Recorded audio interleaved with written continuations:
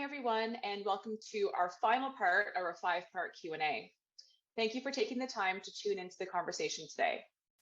We are together today to recognize World Day Against Trafficking in Persons. We will begin by acknowledging the lands in which Seneca's campuses are located, the land stewarded by the Anishinaabe, Haudenosaunee, and Wendat nations. We acknowledge Treaty 13, signed with the Mississaugas of the Credit First Nation, and the Williams Treaty, signed with multiple Mississauga and Chippewa First Nations. We are all interconnected as treaty people with shared obligation to learn, respect, honor, and sustain. Many of you may also be joining us from all over Turtle Island and around the world. We encourage you to seek out whose ancestral lands you are on today. Now, before we get started, it is important to recognize the heaviness these topics and conversations can carry and the impact this can have. We'll be hearing today from a survivor of trafficking in the sex industry, and we'll be touching on what trafficking looks like and the impact trafficking can have on survivors. If you need a moment, please take some time and step away. And if you'd like to access support, please contact me at kristen.haynes@senecacollege.ca or access the on or off-campus resources provided at the end of the Q&A. And to that note, we are so grateful to have our guests here with us today to speak to us about what trafficking is and what it looks like in the Canadian context. PPP, or originally People Puzzle Pieces, is a survivor of interfamilial sexual abuse, and through this abuse, she was trafficked throughout Southern Ontario and Michigan. She also lives with dissociative identity disorder, or DID. The name People Puzzle Pieces is from her experience of DID, where each part of her personality becomes a part of the full picture. PPP is at a point in her healing where she is now an advocate for anti-trafficking education and awareness, sharing her experiences in order to help others understand both trafficking and DID, and to spread her message of hope for those who may have experienced interpersonal abuse and trafficking. Thank you so much for being here with us today to share your story. Thank you for having me. I really appreciate this opportunity to speak about this topic, as it's very close to me, and it's important to spread these messages of hope and awareness around. Thank you so much. So we'll jump into our final question, which is actually a three-part question.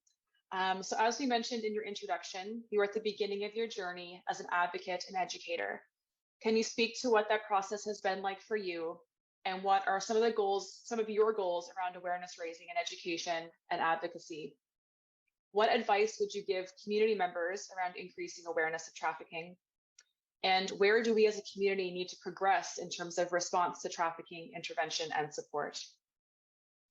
Yeah, so for the first part of your question, my journey towards raising awareness, educating, and advocacy has really started out as something that was posed as a challenge to me and a group of people that I was speaking with. So the person that posed the challenge said to us, how can we raise awareness about trafficking and DID within our own communities? And so I thought about that over and over again, and I started getting in touch with different people that I had known in the past that were connected to the media and to other social workers. And I just spoke to them and I said, hey, what can we do to sort of start talking about these things and raising awareness about trafficking and DID? And so that led to me making a video where I let all of the other parts of myself express themselves in this video. And through that, I created a presentation all about dissociative identity disorder. And I was able to present that to a group of social workers. And it just went and grew from there into speaking about trafficking and doing different engagements that way.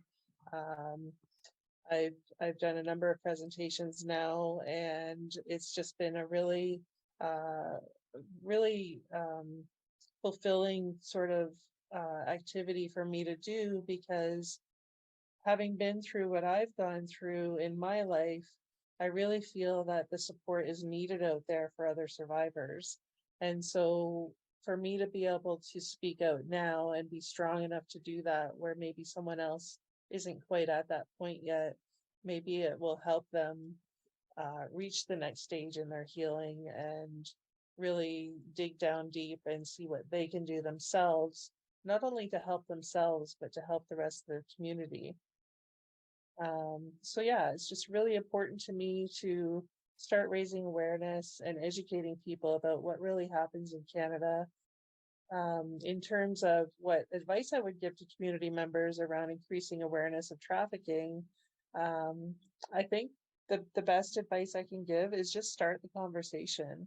So doing things like what we're doing here, having this conversation, spreading the information around, and just really letting people know that these are the possibilities. This is the potential for what's happening to people that you know. And I would hesitate to say everyone knows someone who is involved in this, but it's so common these days that you're likely to see someone around that is being trafficked and you won't even know it because they're so secretive and so scared to reveal those sorts of things. So it's really especially important to raise awareness about what to look for and who to call and where to go if you ever experience this or if you ever witness this. And where do we go as a community and where do we as a community need to progress in terms of response of trafficking, intervention, and support? In response to trafficking, we just need the authorities to recognize that people are going to be hesitant to talk about their experience. And so when you're hesitant to talk about the experience or when you're in denial even about the experience, the authorities like the police, the court system, all these different systems need to really be aware of how sensitive they need to be and how really appealing they need to be to the victims of this crime, because where they stand right now, they don't trust anyone. And so if you come to them, they're not going to trust you right away. So it's almost an experience that has to be repeated over and over again. So just don't give up and keep reaching out, keep talking, keep the awareness going, and really just get in there and talk to these people and understand that they're scared and understand that they just don't trust you, and develop those relationships so that intervention and support can happen. Thank you so much. So much really important information that you just provided. I mean, really at the root of it, awareness raising and education is really the first step, and really an important component in just creating that overall awareness of what trafficking looks like, and how to support someone, whether that's someone, if you're a member of the wider community and someone in your personal life has been affected, or whether you are a frontline worker, whether that's law enforcement or social services or healthcare, mental health care, really understanding what trafficking looks like. And it really kind of ties in everything we've been talking about over the past couple of days, that to understand and to be able to respond effectively to trafficking and exploitation, we need to understand what it actually looks like. And we oftentimes have misperceptions or misinterpretations of what trafficking looks like because of what we see in the media.